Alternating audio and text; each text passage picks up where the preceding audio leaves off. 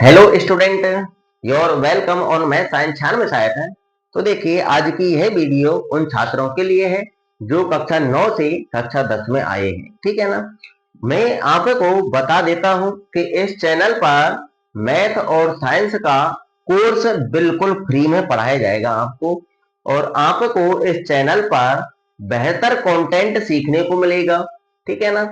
नए नए तरीके मिलेंगे आपको सीखने को कि क्वेश्चनों को किस प्रकार से सॉल्व किया जाता है। ठीक है ना।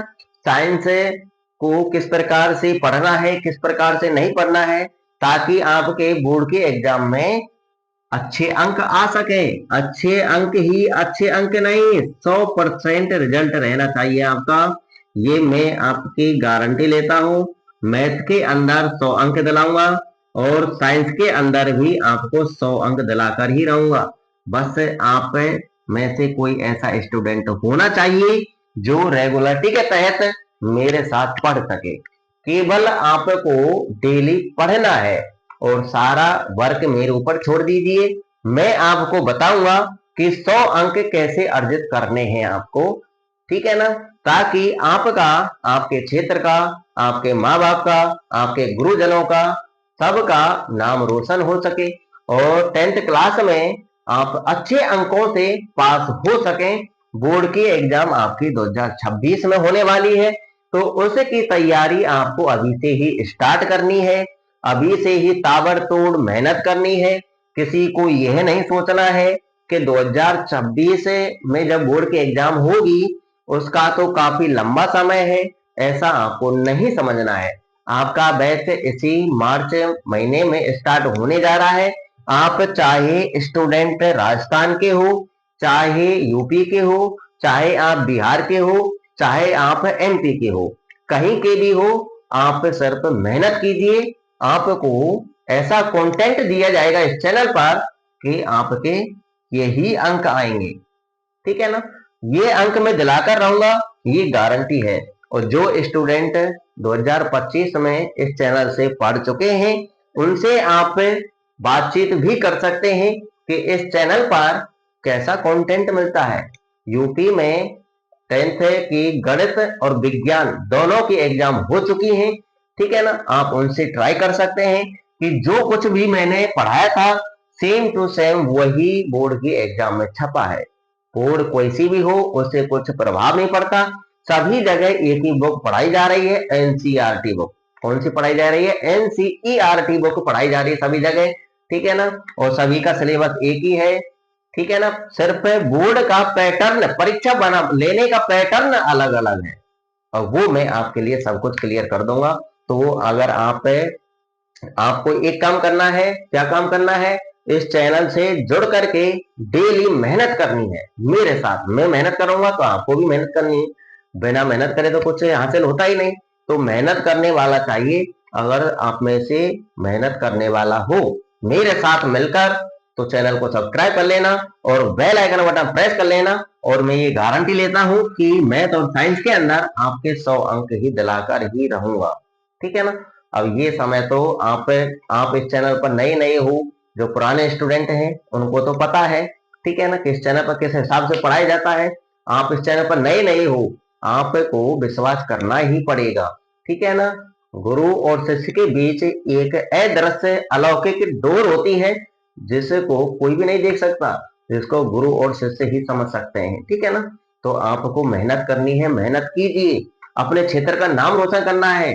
2026 में होने वाली बोर्ड की एग्जाम के लिए अभी से तैयार होना है, अभी से कमर कसनी है आपको, और आपको बहुत अच्छे अंकों से पास होना है। ये आपकी धारणा रहनी चाहिए। ठीक है ना। आपको यही सोचकर पढ़ाई करनी है कि हमको अच्छे अंक लाने हैं। ठीक है ना। हमको अच्छे अंकों से पास होना है ताकि हमारे क्षेत्र का नाम रोशन हो। ठीक है ना। तो ये बात आप ध्यान रखना मेरी हमेशा, कि आप पढ़ाई करें तो यानी तन मन धन से करें। ठीक है ना। तो चलिए, आज मैं आपके लिए सिखाने वाला हूँ यौगिक का अणुसूत्र कैसे लिखते हैं। ये आपकी डेमो क्लास है।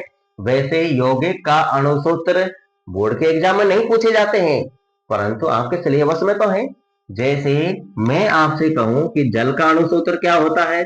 H2O, H2O होता है। ठीक है ना।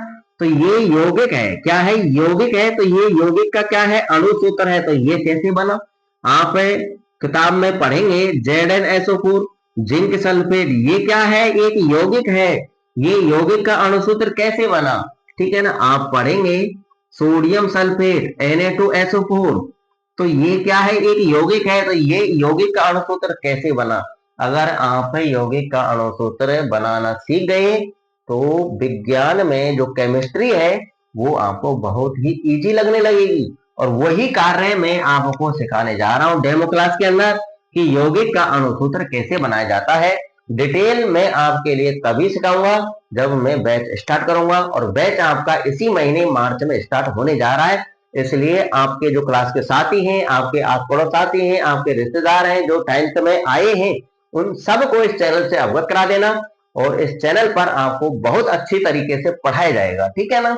और आपको 100 अंक ही दिला करके ही रहूंगा, ये मेरी गारंटी है, प्रत्येक स्टूडेंट से बोल देना, ठीक है ना। तो चलें आज की वीडियो स्टार्ट करते हैं कि यौगिक कैसे बनते हैं, ठीक है ना। केवल मैं आपको यौगिक बनाना सिखाऊंगा इस वीडियो में, ठीक है ना। आप देख लीजिए कि मेरा पढ़ाना आपको पसंद आया या नहीं आया, ठीक है ना। अगर पसंद आया तभी सब्सक्राइब करना, अन्यथा नहीं करना, ठीक है ना। तो चलिए सबसे पहले हम H2O की ही बात करते हैं कि H2O का निर्माण कैसे होता है। तो देखिए इधर तो लिख लेना है हाइड्रोजन और इधर लिख लेना है ऑक्सीजन, लिख लिया।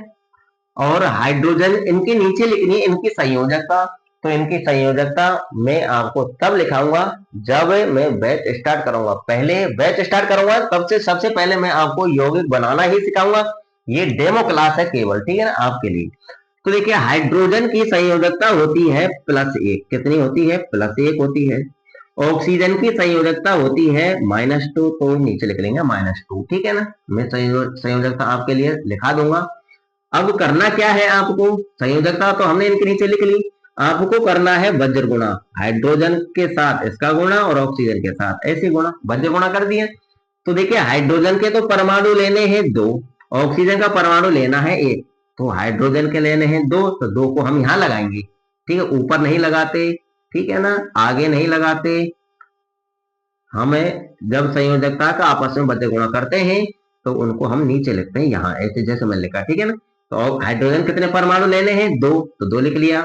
ऑक्सीजन के कितने परमाणु लेने हैं 1, तो 1 लिख लेंगे। ऑक्सीजन का परमाणु 1 हम ऐसे लिखेंगे। तो लो हो गया H2O, यौगिक का अणु सूत्र का निर्माण हो गया ना। चलिए हो गया, अच्छे से समझ में आ गया होगा। अब मैं आपको NaCl सोडियम क्लोराइड, जिसको हमें साधारण भाषा में बोलते हैं नमक, रोजाना खाते हैं भोजन के साथ। तो यहाँ पर NaCl जो यौगिक है इसका अणु सूत्र है, ये होता है NaCl।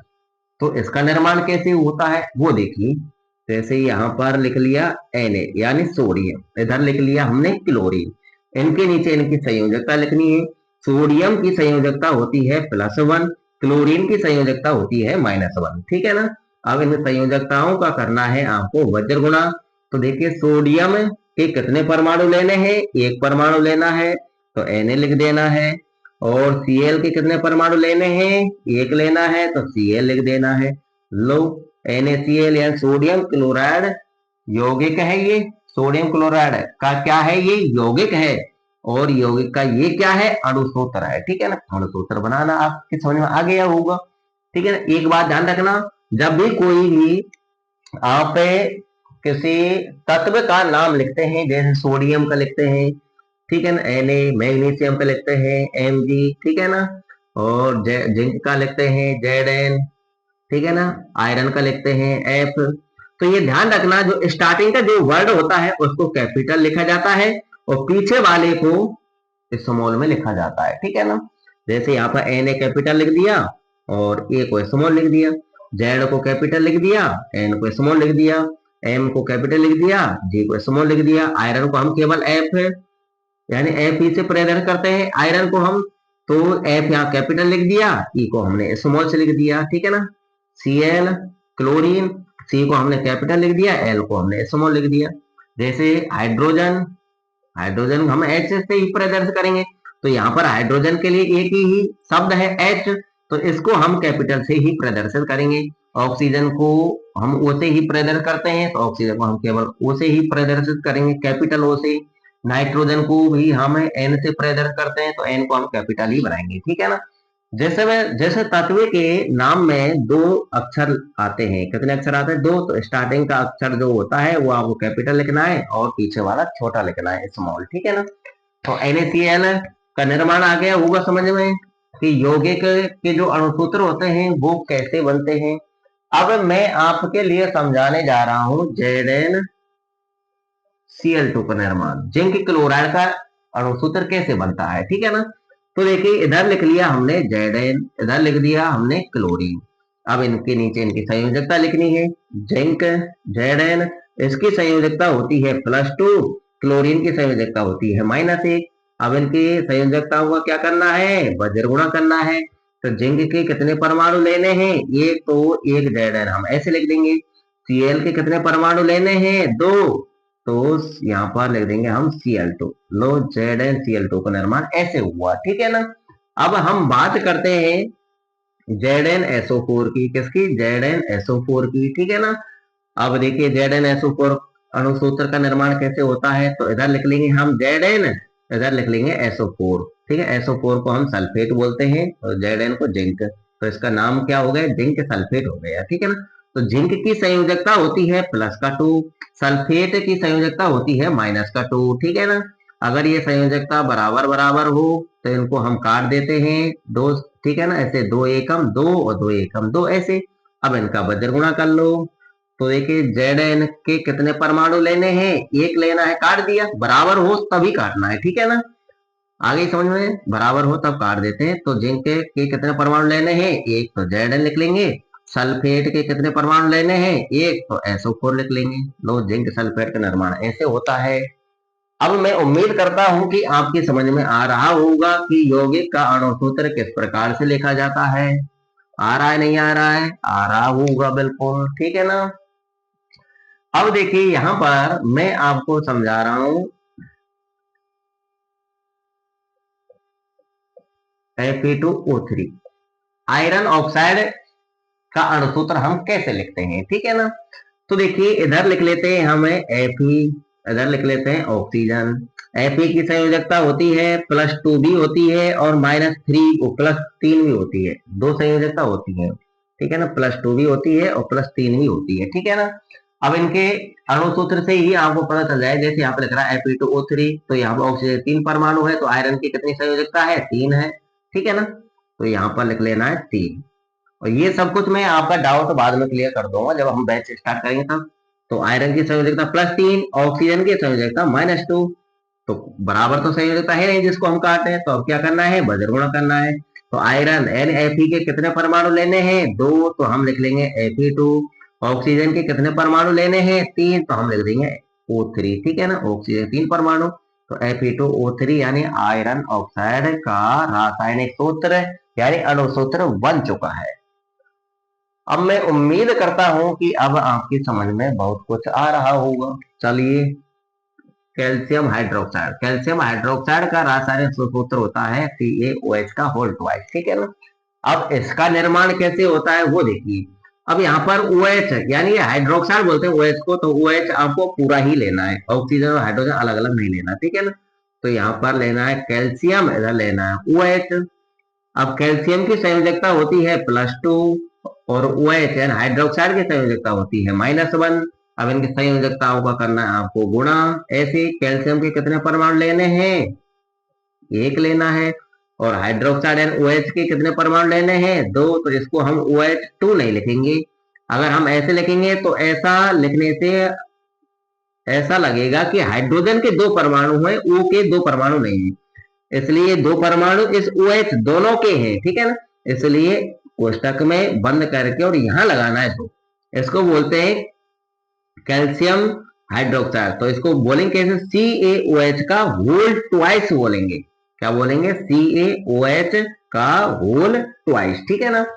आगे समझ में। तो यौगिक का अणुसूत्र लिखना आपकी समझ में आ गया होगा, ठीक है ना। तो आज के लिए इतना ही काफी। इस वीडियो में मैंने केवल आपके लिए यौगिक का अणुसूत्र लिखना ही सिखाया है, ठीक है ना। अभी तो ये ट्रेलर है, पिक्चर अभी बाकी है। सब कुछ आपके माइंड में सेट करने वाला हूं।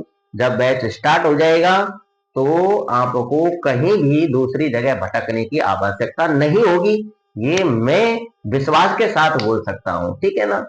तो वीडियो को लाइक कर देना, शेयर कर देना, चैनल को सब्सक्राइब कर लेना और बेल आइकन बटन प्रेस जरूर कर लेना, क्योंकि जैसे ही मैं वीडियो अपलोड करूंगा तो उसका नोटिफिकेशन सबसे पहले आपके पास ही पहुंचेगा।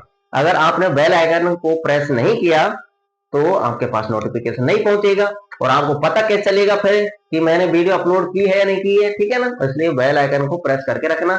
जैसे ही आप बेल आइकन को प्रेस करेंगे तो आपके पास कई कई सारे बेल आइकन आ जाएंगे। आपको ऊपर ही ऊपर वाली बेल आइकन को प्रेस करना है, ऑल वाली को, ठीक है ना। तो बात ध्यान रखेंगे ना, आपके क्लास के जो साथी हैं, आप आस पड़ोस साथी हैं, उनको चैनल से अवगत कराना है। और इस चैनल पर बिल्कुल आपको फ्री में ही पढ़ाया जाएगा पूरी साल, ठीक है ना। एग्जाम तक मिलेंगे नेक्स्ट वीडियो में। जब तक के लिए जय Hind, Vande Mataram, all the best.